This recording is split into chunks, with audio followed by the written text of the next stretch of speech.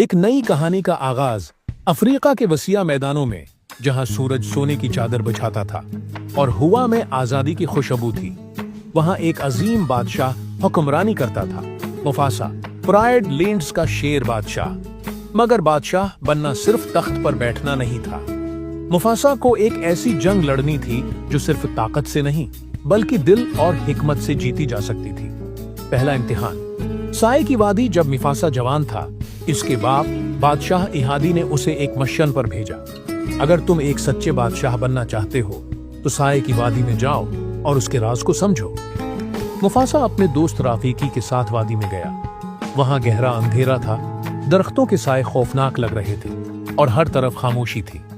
अचानक एक प्रासरार आवाज गूंजी, अंधेरे से डरो मत, उसे समझो, क्योंकि साया सिर्फ रोशनी का दूसरा रख होता है।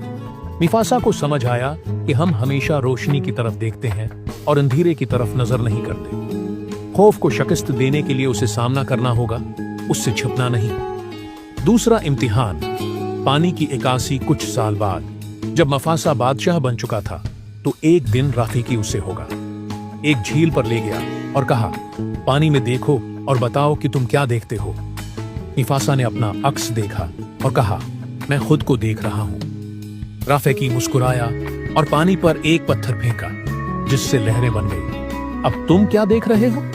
मुफासा ने कहा, अब मैं कुछ भी साफ नहीं देख सकता। राफीकी ने सर हिलाया।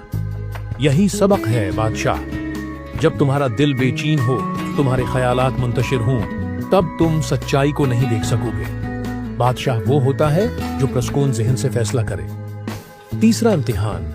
भाई का फरेब। बादशाह बनते ही मुफासा का सबसे बड़ा चैलेंज आया, उसका अपना भाई सुकार। सुकार ने हमेशा मुफासा से हसद किया था और उसने अपनी साजिशों से प्राइड लैंड्स को अंधेरे में धकेलने की कोशिश की।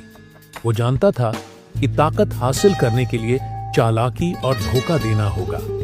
मुफासा को यह समझने में वक्त लगा कि हर कोई खानदान का साथ देने वाला नहीं होता।